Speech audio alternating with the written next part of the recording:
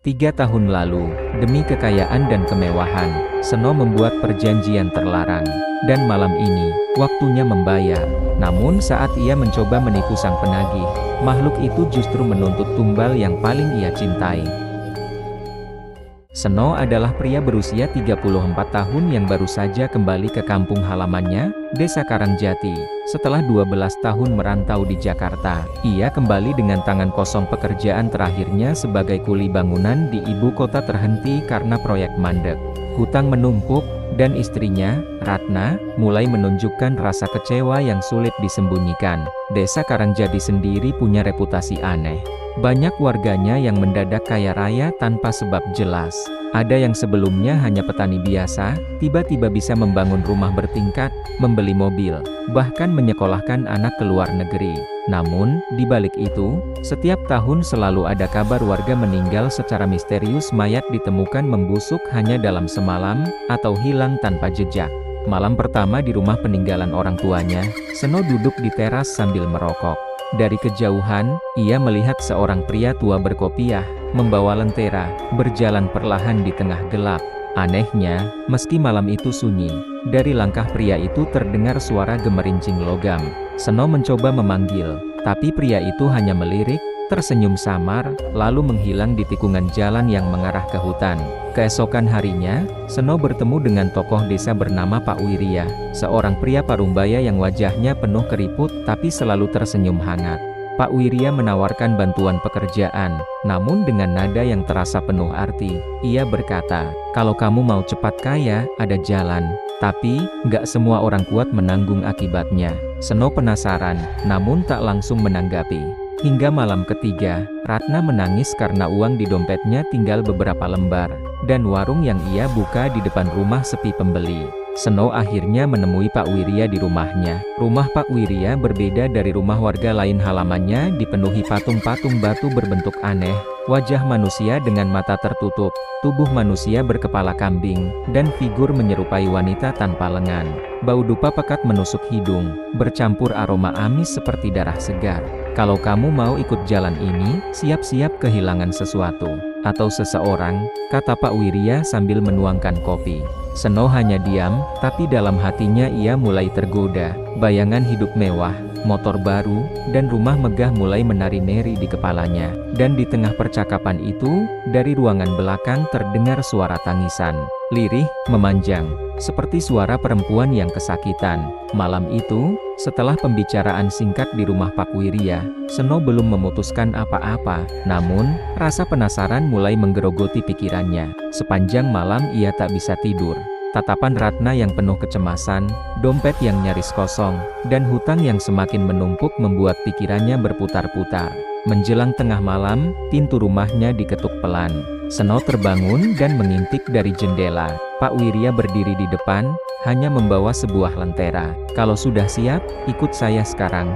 Jangan tanya apa-apa, bawa sebatang rokok dan sehelai kain dari pakaian istrimu," katanya singkat. Seno sempat ragu, tapi akhirnya ia mengambil selendang milik Ratna yang tergantung di kursi, lalu mengikutinya. Mereka berjalan melewati jalan setapak menuju hutan di ujung desa. Suasana malam terasa berbeda, angin tidak bergerak, udara terasa berat, dan suara jangkrik mendadak lenyap. Setelah berjalan hampir setengah jam, mereka tiba di sebuah area terbuka yang dikelilingi pohon-pohon besar. Di tengahnya ada batu hitam sebesar meja. Permukaannya penuh ukiran simbol-simbol aneh yang samar memantulkan cahaya lentera. Bau anyir menyengat, seperti darah yang baru saja ditumpahkan.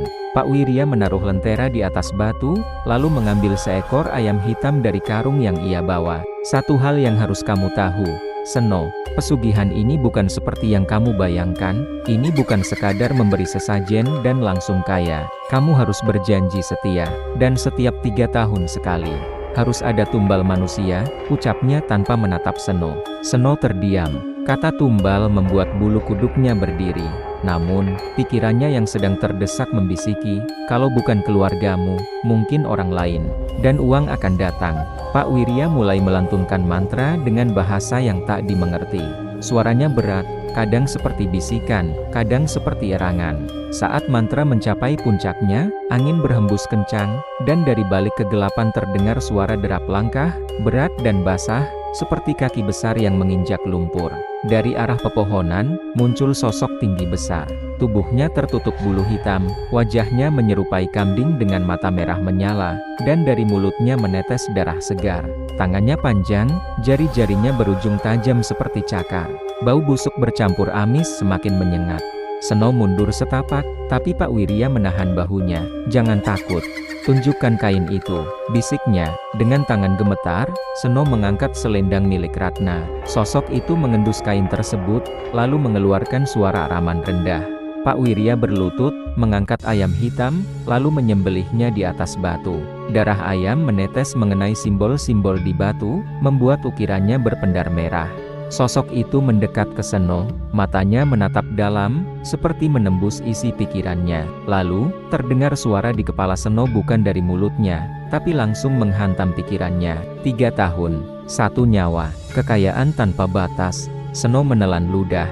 Ia mengangguk pelan, meski lututnya bergetar. Sosok itu lalu meraih tangan Seno dan mencakar telapak tangannya. Darahnya menetes ke batu, bercampur dengan darah ayam. Seno merasakan panas membakar yang menjalar dari tangannya ke seluruh tubuh.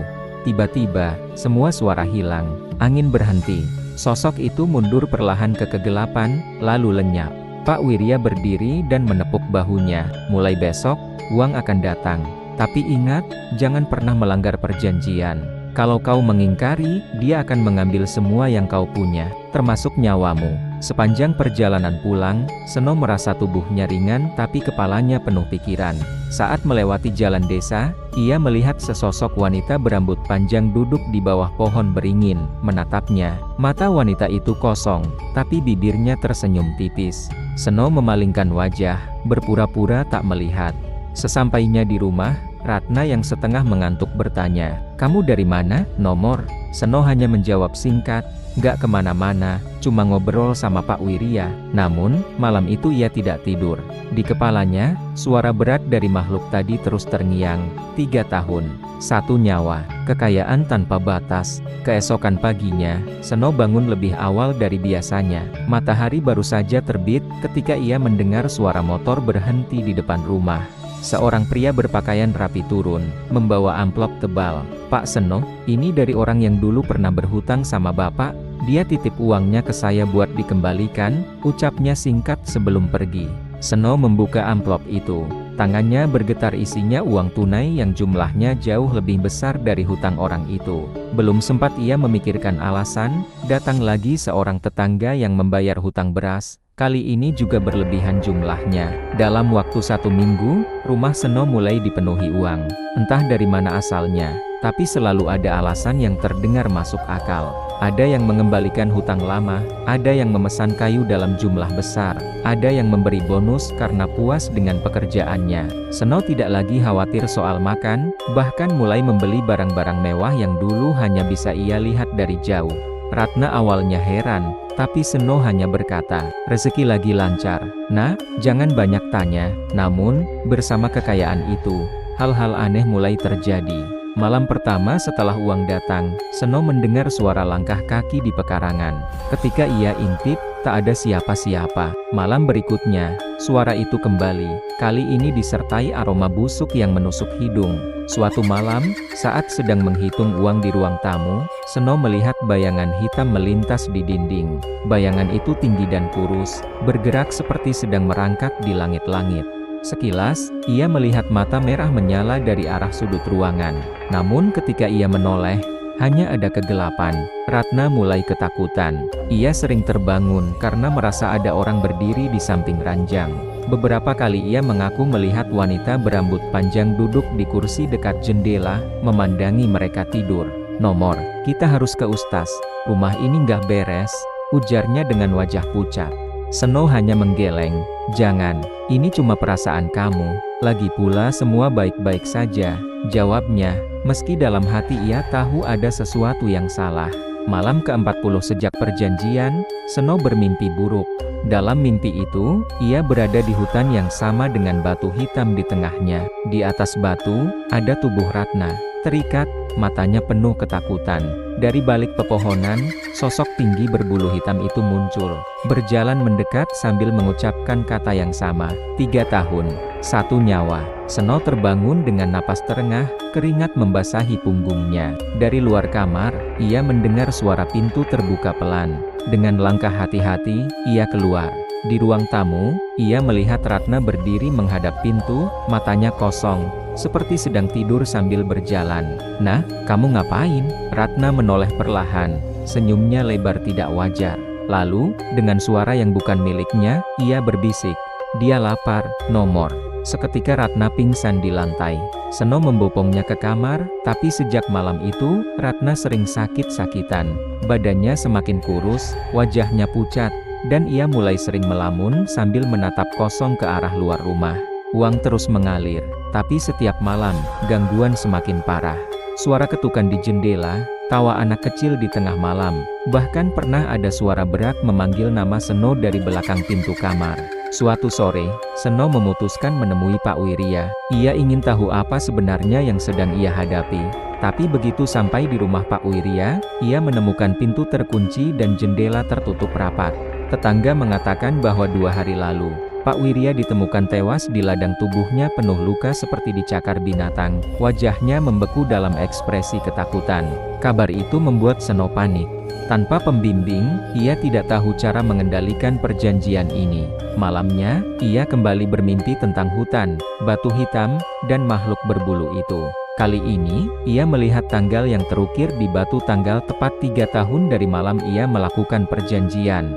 Dan entah kenapa, di dalam mimpinya, Seno tahu bahwa tumbal pertama adalah seseorang yang sangat dekat dengannya. Hari-hari setelah kematian Pak Wirya terasa seperti mimpi buruk tanpa akhir. Seno hidup di antara tumpukan uang, tapi pikirannya dipenuhi rasa was-was. Ratna semakin lemah. Setiap malam, ia mengigau, menyebut kata-kata yang sama, 3 tahun, 1 nyawa. Seno mencoba mengusir kegelisahannya dengan bekerja. Tapi setiap ia pulang ke rumah, selalu ada hal aneh yang menyambutnya. Pernah suatu malam, ia menemukan semua pintu rumah terbuka lebar, padahal ia yakin telah menguncinya. Di halaman, tanah tampak seperti habis digali, meninggalkan lubang yang cukup besar untuk mengubur tubuh manusia. Bulan berganti, dan kekayaan Seno terus bertambah. Ia membeli mobil, memperluas rumah, bahkan memberi sumbangan besar ke desa. Semua orang menganggap Seno orang baik dan dermawan, tapi mereka tidak tahu, di balik senyumnya ada rasa takut yang semakin menggerogoti. Gangguan semakin mengerikan. Ratna mengaku melihat sosok tinggi berbulu duduk di kursi ruang tamu setiap malam, menatapnya tanpa berkedip. Seno sendiri sering melihat bayangan itu berjalan di koridor, bahkan sekali waktu berdiri di pintu kamar, seolah menunggu. Suatu malam, Seno tak tahan lagi. Ia membuka laci meja, mengeluarkan catatan kecil yang diberikan Pak Wirya saat perjanjian dulu. Di halaman terakhir, ada kalimat samar yang baru kali itu ia sadari. Jika pembimbing tiada, maka janji akan tetap ditagih. 3 tahun dari malam perjanjian, tumbal harus diserahkan. Jika tidak, seluruh keluarga akan diambil. Kata-kata itu membuat darahnya membeku. Artinya, ia punya waktu kurang dari 2,5 tahun sebelum harus menyerahkan nyawa seseorang. Dan jika ia gagal, semua orang yang ia sayangi akan mati. Seno mencoba mencari jalan keluar. Ia mendatangi beberapa ustaz dan dukun lain, tapi semua menolak begitu ia menyebutkan kata pesugihan batu hitam. Salah satu dari mereka hanya berkata pelan, "Kamu sudah memanggil sesuatu yang tak bisa diusir. Hanya ada 2 pilihan, penuhi perjanjian atau terima kutukannya." Sejak itu, mimpi buruk Seno semakin jelas. Ia selalu berada di hutan, berdiri di depan batu hitam. Kali ini, bukan hanya Ratna yang terikat di atas batu, ia juga melihat wajah anak-anak kecil yang belum pernah ia kenal, menangis meminta tolong. Di belakang mereka, makhluk berbulu itu berjalan perlahan, kuku-kukunya panjang dan berlumuran darah segar. Waktu berjalan, hingga malam peringatan setahun perjanjian. Seno dan Ratna duduk makan malam ketika lampu rumah padam mendadak. Dari luar, terdengar suara langkah kaki berat mengelilingi rumah. Ratna memegang tangan Seno erat-erat. "Nomor, Dia di sini, bisiknya. Tiba-tiba, jendela dapur pecah. Angin dingin masuk, membawa aroma anyir darah. Di luar, sepasang mata merah menyala memandangi mereka dari kegelapan. Seno berlari mengambil pisau, tapi ketika ia menoleh lagi, mata itu sudah hilang. Sejak kejadian itu, Ratna jarang keluar kamar. Ia tampak ketakutan sepanjang waktu, seperti merasakan sesuatu yang tak bisa dilihat Seno. Beberapa kali ia mencoba berbicara, tapi hanya keluar kata-kata acak yang tidak jelas. Seno mulai khawatir Ratna kehilangan akal. Di tengah tekanan itu, Seno mulai mempertimbangkan sesuatu yang mengerikan, mencari seseorang untuk dijadikan tumbal. Ia membenci dirinya karena memikirkan hal itu, tapi setiap malam, suara berat itu datang di telinganya. Jika tidak kau serahkan, maka aku akan mengambil semuanya. Suatu sore, saat hujan deras, Seno mendapat kabar dari tetangga bahwa seorang anak yatim piatu di desa sebelah sedang mencari tempat tinggal. Tetangga itu menyarankan agar Seno mengasuhnya. Pikiran Seno berputar cepat. Jika anak itu tinggal bersamanya, perjanjian mungkin bisa terpenuhi tanpa mengorbankan Ratna. Hatinya diliputi rasa bersalah, tapi ketakutan akan kehilangan segalanya jauh lebih besar. Ia menunda keputusannya, namun mimpi buruk datang lagi. Kali ini lebih mengerikan. Makhluk itu menatapnya dari dekat, napasnya panas, suaranya berbisik. Waktumu habis, Seno. Dan di latar belakang mimpi itu, ia melihat Ratna terikat di atas batu, tubuhnya dipenuhi luka, menangis memanggil namanya. Seno terbangun dengan tubuh gemetar. Ia tahu, mau tidak mau, ia harus membuat pilihan. Hari itu, hujan turun tanpa henti sejak pagi. Langit gelap seperti malam, meski jam baru menunjukkan pukul 3 sore. Petir menyambar bertubi-tubi, membuat suasana desa mencekam. Seno duduk di ruang tamu, memandangi kalender di dinding. Tanggal itu, tepat 3 tahun sejak malam perjanjian. Ratna berbaring di kamar, pucat, napasnya pendek-pendek. Selama seminggu terakhir, ia sering mengigau, menyebut nama Seno, dan berulang kali berkata, dia akan datang malam ini. Seno sudah memutuskan, ia tak sanggup menyerahkan Ratna. Ia akan mengorbankan anak yatim dari desa sebelah yang baru 3 hari tinggal di rumahnya. Bocah itu, Bima, sedang tertidur di kamar tamu. Seno mencoba meyakinkan dirinya, ini demi keselamatan Ratna, demi kelangsungan hidup mereka. Tapi jauh di lubuk hati, ia tahu keputusan itu akan menghantuinya selamanya. Sore menjelang malam, hujan makin deras. Angin kencang menggoyangkan pepohonan di luar. Listrik mati. Hanya cahaya lilin yang berkelip di setiap sudut rumah. Tepat pukul 12 malam, suara langkah kaki berat terdengar dari halaman. Duk, duk, duk. Suara itu mendekat, lalu berhenti di depan pintu rumah. Pintu terbuka perlahan tanpa disentuh. Angin dingin menerpa wajah Seno. Aroma anyir darah langsung memenuhi ruangan. Makhluk itu masuk. Tubuhnya tinggi, berbulu hitam lebat, matanya merah menyala, dan giginya runcing seperti taring binatang. Kukunya panjang, meneteskan darah segar yang entah milik siapa. Setiap langkahnya membuat lantai berderit. Seno menelan ludah, lalu menunjuk ke kamar tamu. Tumbalnya ada di sana, suaranya gemetar. Makhluk itu menoleh, lalu melangkah menuju kamar Bima. Pintu terbuka sendiri, memperlihatkan bocah itu masih tidur pulas. Makhluk itu mengeluarkan suara geraman rendah, lalu mengangkat tubuh Bima seperti boneka kain. Namun saat berbalik, makhluk itu berhenti. Kepalanya menoleh ke arah kamar utama. Perlahan, ia menurunkan Bima kembali ke ranjang. Seno terkejut. Hei, tumbalnya itu, bukan yang lain. Makhluk itu hanya mengeluarkan suara tawa rendah yang membuat darah Seno membeku. Lalu, tanpa berkata apa-apa, ia berjalan menuju kamar Ratna. Seno panik. Ia berlari memblokir pintu kamar. Tidak, kita sudah sepakat.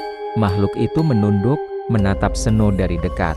Napasnya panas dan berbau busuk. Suaranya berat, namun jelas. Kau pikir bisa menipu aku? Darah pertama yang kau janjikan adalah darah yang paling kau cintai. Seno terdiam. Ia ingat jelas malam itu, saat perjanjian dibuat. Dalam bisikan samar, Pak Wirya pernah berkata, yang paling kau sayangi, itulah harga yang akan dibayar.